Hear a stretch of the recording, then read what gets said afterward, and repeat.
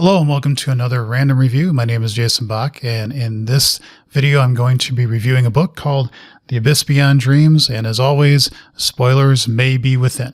Alright, so this is the book that I just finished by Peter F. Hamilton called The Abyss Beyond Dreams. And this series has been kind of interesting because it started with a book called Misspent Youth, which is not the greatest novel in the world. And it's only really tangentially tied to the whole Commonwealth saga. The first book is basically about a guy who's the first person to go through some rejuvenation therapy. And then there's two books, I think, called Judas Unchained, and I forget the name of the other one. Those deal with time like hundreds of years in the future, wormholes, travel, everything like that. And then there's a trilogy of books called The Temporal Void, The Evolutionary Void. I'm getting the order wrong too, and I forget the third one.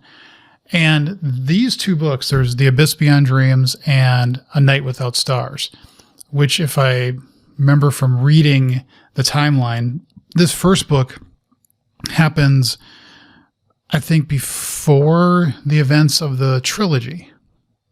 And the second book happens, I think, somewhat after. It's confusing to me. And this is why I have a hard time following authors who will do a trilogy and then they'll do like another set of books and then they do another set of books like 20 years later. And then it's like, I forget everything. Maybe other people are better at handling all this information and remembering plots. I don't remember any of that stuff at all. So I had to go back and read not all the books, but at least overviews of the previous books in the series just to get my head around what was going on. And the book's about 600 pages. It started off okay. Then for like 150 pages up until halfway through the book, I honestly started getting bored. I just wasn't following what was going on. I really started to lose interest. And then halfway through, it picked up because they brought back the main character, Nigel, and really what the whole point of what was going on in the void.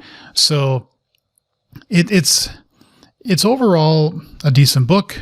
You can't just pick it up though. You really have to read other books in the Commonwealth saga to have any idea as to what is going on and why there's this thing called the void, which I personally still can't get my head around the fact that we know there's a black hole at the center of our galaxy, and yet there's a void thingy in this Commonwealth saga. It doesn't make a lot of sense to me. So, all that said, I like Hamilton's writings. The trilogy he did before wasn't Commonwealth. It was Confederate series. The Naked God, those 3 or 6 books, depending upon how you read them. That was really interesting. I remember really liking that. And I've also read Fallen Dragon, I think was another book he wrote. He's a good writer, and I enjoy what he does, but this one was just so out of place in my mind from what I had read previously that it was really hard to pick up what was going on and all of the things that were established in the universe. So,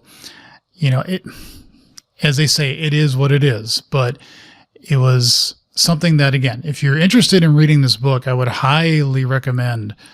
You don't have to read Misspent Youth unless you're a purist. You really don't have to read that one, but read the first 2 books. The one that's, again, Judas Unchained, and the other one that I'm forgetting, and then the Void trilogy, and then read this. I would highly recommend reading those fairly much in a row, because otherwise you're going to be in the same boat that I was, which is you're going to potentially forget a lot of things. But Hamilton's a good writer, and if you're willing to follow all that stuff, I would highly recommend reading this one as well.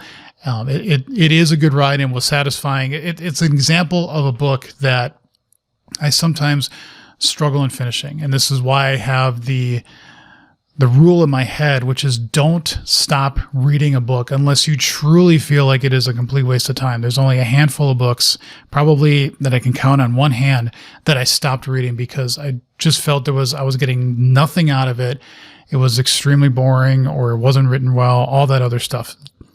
This one was starting to get close, but Hamilton has such a good reputation in my mind that I had to keep going, and I'm glad I did, because there is the good payoff as you keep getting near the halfway point and you start going through the rest of the book. It pays off in the end. So I do recommend this book.